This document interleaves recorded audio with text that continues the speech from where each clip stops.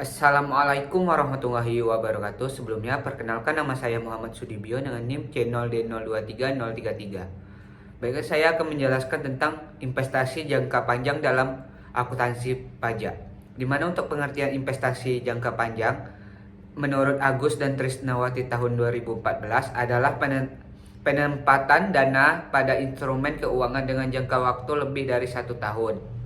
Investasi jangka panjang dapat berupa investasi pada saham, obligasi, properti, atau aset tidak berwujud seperti paten dan hak cipta. Dalam akuntansi keuangan, investasi jangka panjang dibagi menjadi beberapa kategori berdasarkan tingkat pengendalian dan pengaruh investor terhadap investasi, seperti investasi pada entitas anak, investasi pada entitas asosiasi, dan investasi lainnya. Perlakuan akuntansi dan perpajakan untuk investasi jangka panjang. Yang pertama yaitu untuk pengakuan awal. Dari segi akuntansi keuangan, investasi jangka panjang pada awalnya diakui sebesar biaya perolehan yang mencakup harga beli dan biaya-biaya yang dapat diatribusikan secara langsung. Sementara dari segi perpajakan, berdasarkan Peraturan Menteri Keuangan Nomor 96 per PMK Nomor 3 Tahun 2009, biaya perolehan investasi juga mencakup biaya-biaya lain yang dikeluarkan sampai investasi tersebut siap digunakan, namun dengan batasan tertentu. Kedua, ada pengukuran setelah pengakuan awal. Dalam akuntansi keuangan, pengukuran setelah pengakuan awal tergantung pada jenis investasi. Investasi pada entitas anak diukur menggunakan metode biaya atau metode ekuitas dalam laporan keuangan tersendiri induk dan dikonsolidasikan dalam laporan keuangan konsolidasian. Investasi pada entitas asosiasi diukur menggunakan metode ekuitas. Sedangkan dalam perspektif perpajakan, berdasarkan Peraturan Pemerintah Nomor 94 Tahun 2010, penghasilan atau kerugian yang belum direalisasi dari perubahan nilai investasi tidak diakui untuk tujuan perpajakan. Penghasilan hanya diakui saat terrealisasi, seperti saat penerimaan dividen atau penjualan investasi. Berikutnya ada dividen dan penghasilan dari investasi. Dalam akuntansi keuangan, dividen dari investasi jangka panjang diakui sebagai penghasilan saat hak untuk menerima pembayaran telah ditetapkan.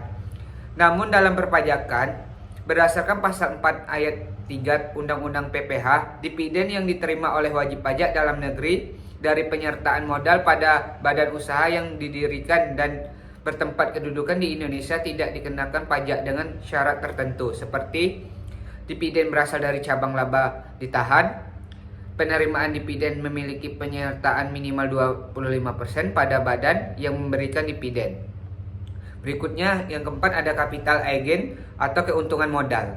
Keuntungan modal dari penjualan investasi jangka panjang diperlukan berbeda antara akuntansi dan perpajakan. Dalam akuntansi, keuntungan diakui saat terjadinya transaksi penjualan. Sedangkan dalam perpajakan, berdasarkan pasal 4 ayat 1 Undang-Undang PPH, keuntungan dari pengalihan harta termasuk dalam objek pajak. Namun terdapat pengecualian untuk transaksi tertentu, seperti yaitu pengalihan harta dalam rangka penggabungan, pelemburan, atau pemekaran usaha yang memenuhi syarat tertentu atau menurut pasal 4 ayat 3 huruf F Undang-Undang PPH. Berikutnya, pengalihan saham yang diperdagangkan di Bursa Efek yang dikenakan PPH PINA sebesar 0,1% dari nilai transaksi menurut PP nomor 14 tahun 1997. Berikutnya ada penurunan nilai investasi, di mana pelakuan akuntansi mengharuskan pengakuan kerugian penurunan nilai investasi ketika nilai tercatat melebihi jumlah terpulihkan.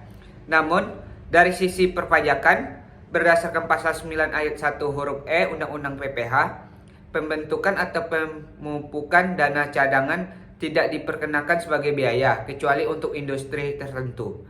Dengan demikian, kerugian penurunan nilai investasi umumnya tidak dapat dikurangkan dari penghasilan bruto untuk tujuan perpajakan sampai kerugian tersebut benar-benar terrealisasi. Berikutnya ada jenis investasi jangka panjang dan implikasi perpajakan. Yang pertama yaitu ada investasi saham. Untuk investasi saham pada perusahaan non-publik, Pelakuan perpajakan atas dividen mengacu pada pasal 4 ayat 3 Undang-Undang PPH dan PMK 93 per PMK nomor 3 tahun 2019 semenjak untuk saham yang diperdagang di Bursa Efek, dividen dikenakan pajak final sebesar 10% dalam pasal 17 ayat 2C Undang-Undang PPH. Berdasarkan PMK 111 per PMK nomor 03 tahun 2022, dividen dari saham yang diterima wajib pajak orang pribadi dalam negeri dapat dikenakan tarif 10% dan bersifat final. Namun jika investasi dividen diinvestasikan di Indonesia dalam jangka waktu tertentu dapat dikecualikan dari objek pajak. Kedua, berikutnya investasi obligasi. Penempatan bunga dari obligasi umumnya dikenakan PPh final sebesar 15% untuk obligasi korporasi dan 10% untuk surat berharga negara atau SNBN. Peraturan terbaru dalam PMK 9 per PMK 0 nomor 3 tahun 2021 memberikan insentif berupa pengurangan tarif PPh final menjadi 10% untuk bunga obligasi yang diperdagangkan di Bursa Efek. Berikutnya 3 ada investasi properti. Pendapatan sewa dari properti investasi dikenakan PPh final sebesar 10% berdasarkan PPh nomor 34 tahun 2017. Sedangkan keuntungan dari pengalihan hak atas tanah dan atau bangunan dikenakan PPh final sebesar 2,5% dari nilai transaksi berdasarkan PP nomor 34 tahun 2016. Berikutnya ada strategi optimalisasi perpajakan dalam investasi jangka panjang. Yang pertama yaitu pemanfaatan fasilitas.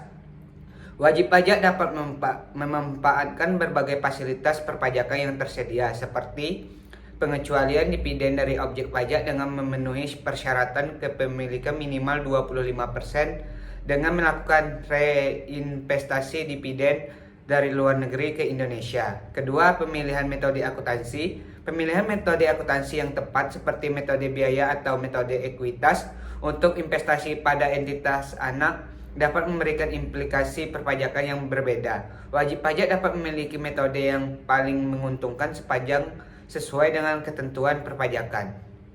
3. Timing transaksi. Timing atau penentuan waktu transaksi jual beli investasi dapat mempengaruhi beban pajak. Misalnya, dengan menunda penjualan investasi yang mengalami keuntungan atau mempercepat penjualan investasi yang mengalami kerugian untuk mengimbangi keuntungan dari investasi lain. 4. Ada restrukturisasi korporasi. Restrukturisasi korporasi seperti penggabungan, pelemburan, atau pemekaran usaha dapat memberikan manfaat perpajakan jika memenuhi syarat sebagai restrukturisasi yang memiliki tujuan bisnis. Berdasarkan PMK 52 per PMK 010 tahun 2017, restrukturisasi yang memenuhi syarat dapat memperoleh fasilitas tidak dikenai PPh atas penghasilan harta. Sekianlah hasil presentasi yang dapat saya sampaikan. Jika ada salah kata saya mohon maaf. Saya akhiri. Wassalamualaikum warahmatullahi wabarakatuh.